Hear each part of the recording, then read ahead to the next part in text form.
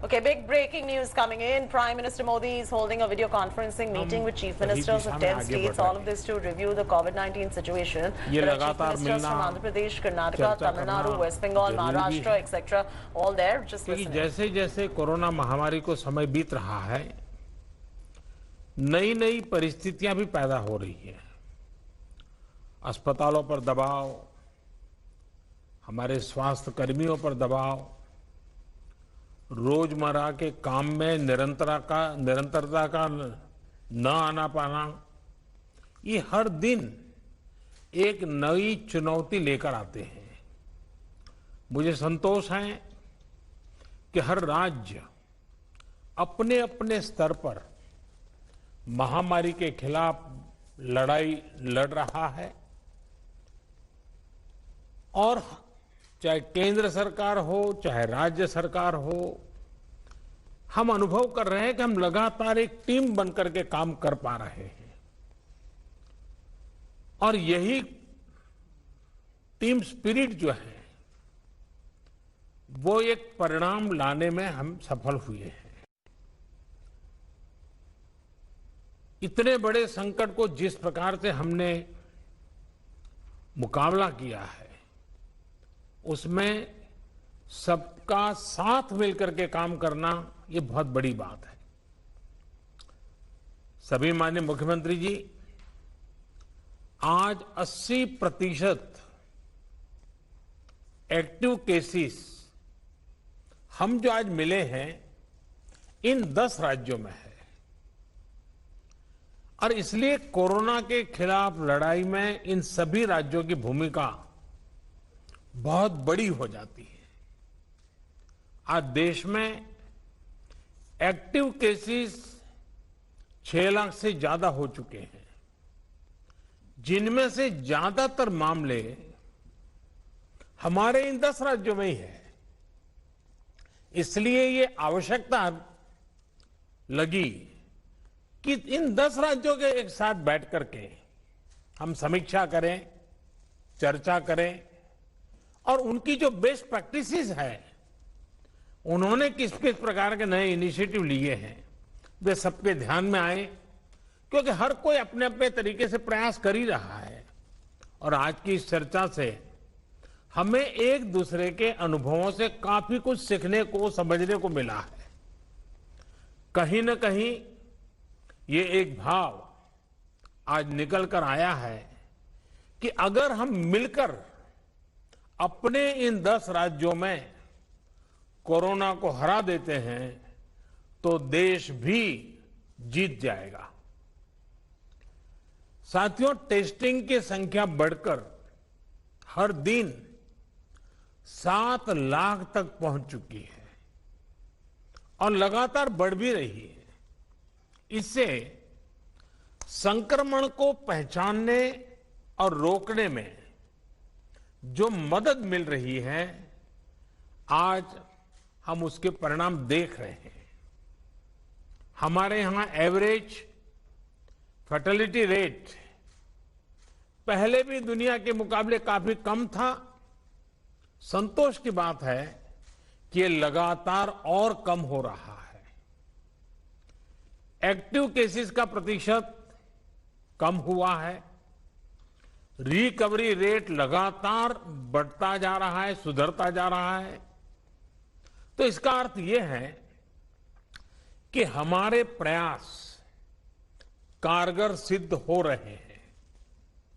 सबसे अहम बात यह है कि इससे लोगों के बीच भी एक भरोसा बढ़ा है, आत्मविश्वास बढ़ा है और डर का माहौल भी कुछ कम हुआ है। और जैसे जैसे हम टेस्टिंग को बढ़ाते जाएंगे, हमारी ये सफलता आगे और भी बड़ी होगी और एक संतोष का भाव हमको अनुभव होगा। हमने मृत्यु दर को 1% से भी नीचे लाने का जो लक्ष्य रखा है, इसे भी अगर हम थोड़ा और प्रयास करें, बड़े फोकस में प्रयास करें, तो वो लक्ष्य भी हम हासिल कर सकते हैं। अब आगे हमें क्या करना है, कैसे बढ़ना है, इसे लेकर भी काफी स्पष्टता हमारे बीच में भी उभर करके आई और एक प्रकार से ग्रास रूट लेवल तक सब लोगों के दिमाग में पहुंच गया। अभी क्या करना है, कैसे करना है, कब करना है, बात हिंदुस्तान के नागरिक तक हम पहुंचा पाए हैं। अब देखिए, जिन राज्यों में टेस्टिंग रेट कम है और जहां पॉजिटिव रेट ज्यादा है, वहां टेस्टिंग बढ़ाने की जरूरत सामने आई है। खासतौर पर बिहार, गुजरात, यूपी, पश्चिम बंगाल और तेलंगाना, यहां टेस्टिंग बढ़ाने पर खास बल देने की बात हम लोगों की बातचीत में से उभर करके आ रही है। साथियों, अब तक का हमारा अनुभव है कि कोरोना के खिलाफ कंटेनमेंट, कॉन्टैक्ट ट्रेसिंग और सर्वेलेंस, ये सबसे प्रभावी हथियार है।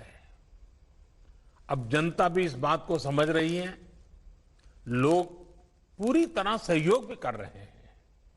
ये जागरूकता की हमारी कोशिशों से एक अच्छे परिणाम की तरफ हम आगे बढ़े हैं। हम क्वारंटाइन की व्यवस्था इसी वजह से आज इतने अच्छे तरीके से लागू कर पा रहे हैं। एक्सपर्ट्स अब ये कह रहे हैं कि अगर हम शुरुआत के 72 घंटे में ही केसेस की पहचान कर ले तो ये संक्रमण काफी हद तक धीमा हो जाता है।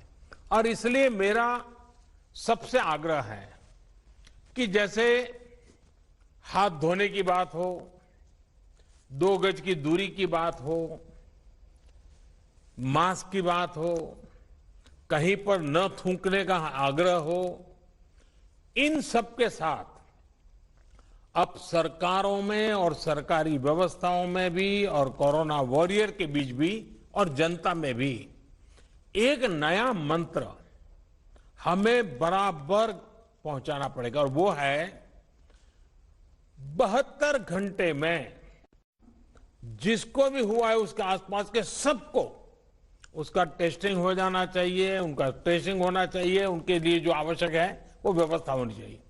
अगर ये 72 घंटे वाली फॉर्मूला पर हम बल देते हैं तो आप मानिए कि बाकी जो जो चीजें हैं उसके साथ अब इसको जोड़ देना है कि 72 घंटे के भीतर भीतर इन सारे कामों को कर लेना है।